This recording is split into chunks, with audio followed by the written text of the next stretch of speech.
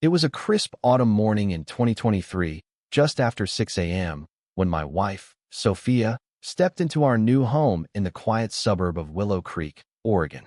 We'd barely set down her last moving box when our neighbor, Evelyn Harper, the HOA president, stormed up our driveway, her face twisted with fury.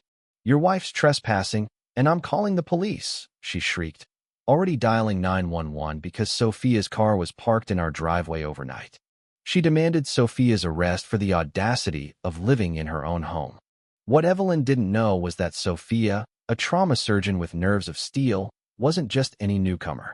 She had a knack for turning chaos into clarity, and when someone tried to tear down our family, they were about to learn that revenge is a dish best served with precision. By the end of this saga, you'll see why you never mess with the wrong woman. Sophia and I were regular folks. I'm Lucas, 42, a structural engineer who believes in playing by the rules. Sophia, 35, spends her days saving lives in the ER, her calm under pressure forged in the chaos of emergency rooms. We'd been married for 2 years, and her moving into our new home was supposed to be a fresh start. Instead, it kicked off a nightmare. Evelyn wasn't just any neighbor, she was a woman whose life had unraveled years ago, and she was hell-bent on dragging everyone else down with her. To understand the war she waged against us, you need to know her story. Evelyn had been a beloved high school librarian for decades, adored by students. But in 2015, her world collapsed when her husband left her for a younger woman. The divorce left her bitter, but his death in a boating accident in 2021, leaving everything to his new wife, shattered her completely. She got no inheritance, no closure, just a house full of ghosts and a heart full of venom. Happy couples, especially those like us with diverse backgrounds, Sophia's Puerto Rican, became her targets, reminders of everything she'd lost. The harassment began before Sophia even unpacked her first box. Evelyn appeared at our door with a clipboard, slapping a $200 fine on Sophia's car for unauthorized overnight parking. It was chilling how she knew exactly when Sophia Aravej'd been watching us for weeks, maybe longer. When I showed her our marriage license and deed, proving Sophia belonged here, Evelyn's eyes went cold. "Rules are rules," she hissed, "and some people need to learn their place." Then she called 911 right in front of us, claiming Sophia was an illegal occupant. I stood there, coffee in hand, watching this woman try to have my wife arrested for existing. That's when I knew we weren't dealing with a cranky neighbor, but someone unhinged. Sophia, though, was a step ahead. Her ER training kicked in, and she started recording everything: Evelyn's threats, her dismissal of our documents, the 911 call. "Lucas," she whispered, "something's seriously wrong with her. We need to document everything." When Officer Ramirez arrived, I thought reason would prevail. We had proof Sophia lived here, plus the video. He was professional, confirmed our rights, and warned Evelyn about false reports. But instead of backing down, Evelyn gave this eerie smile and said, "I see. Rules. I'll keep that in mind." It wasn't surrender, it was a threat. That night, Sophia found an old letter in our mailbox, written in Evelyn's unmistakable handwriting, warning about outsiders disrupting community standards. She'd been plotting this for months. Over the next few weeks, Evelyn's campaign escalated into psychological warfare. She issued 7 violations in 6 days. Our mailbox was misaligned. Sophia's doormat was the wrong shade. Even her car door closing at 5:30 a.m. For her hospital shift was excessive noise. She was always there, watching, clipboard in hand, like a predator stalking prey.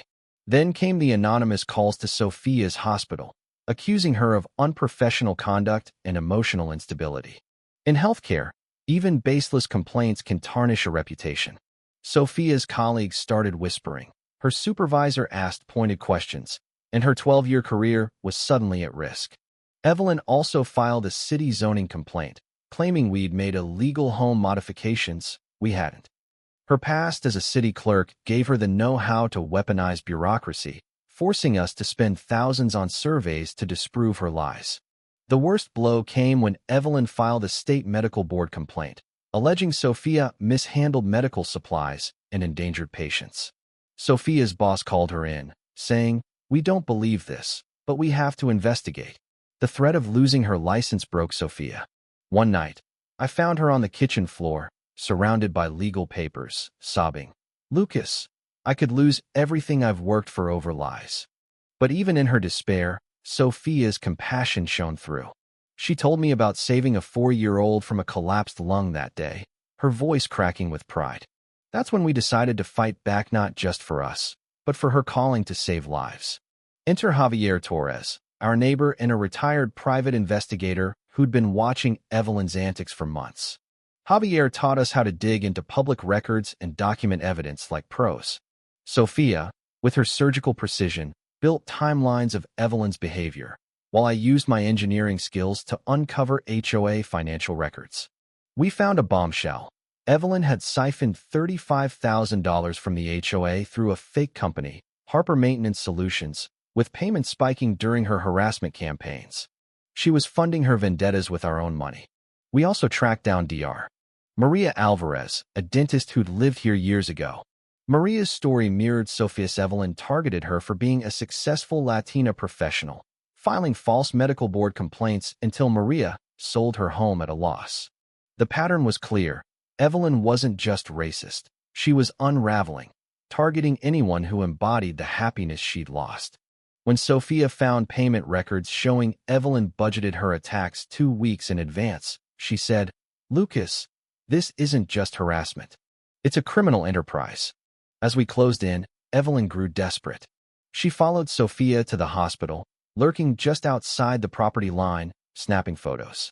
She sabotaged our sprinkler system, flooding our garage with $4,000 in damage. Worst of all, she spread rumors that Sophia was a danger to patients, trying to destroy her identity as a healer. Maria revealed a chilling detail.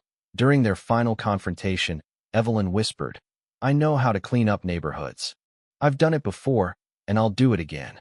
She wasn't just targeting Willow Creek. She'd been running this scheme across multiple HOAs for years.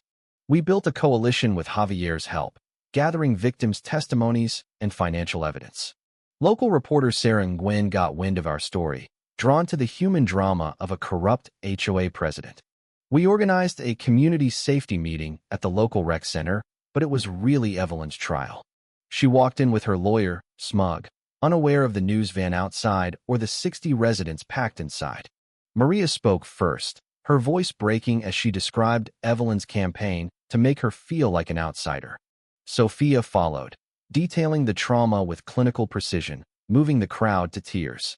Javier presented the financials: $35,000 stolen, $8,000 in fake insurance claims, a 5-year operation across 3 HOAs. Evelyn's composure cracked. She leapt up, screaming, "These people don't belong here. I was protecting our values." Her racist outburst, caught on camera, stunned the room. Sophia, calm as ever, handed her an envelope with criminal charges, a civil lawsuit, and an order barring her from the HOA and our lives. As Detective Salazar arrested her for theft and harassment, the room erupted in applause. Evelyn's walk of shame, handcuffed past the community she'd terrorized, was pure catharsis. 3 months later, Evelyn pleaded guilty, facing 18 months of house arrest, $40,000 in restitution, and 400 hours of community service at a refugee center. Poetic justice. Javier became HOA president, Sophia our wellness coordinator, and our community thrived. Property values rose 30%, Maria moved back, and Sophia's garden became a symbol of healing. Sarah's report went viral, sparking Evelyn's law to curb HOA abuse. Sophia's career soared with a promotion and a mayor's award. As we watched kids play in the garden where Evelyn once prowled, Sophia said she thought she could break us. Instead, she built a community. But here's the kicker. What do you think drove Evelyn to such extremes? Grief, prejudice, or something darker? Should she have faced prison instead of house arrest? Could our community have stopped her sooner if we'd spoken up? Drop a comment, tell us where you're from, and share your stories of fighting back against bullies. Like and subscribe for more tales of justice, because when good people stand together, no one can silence them.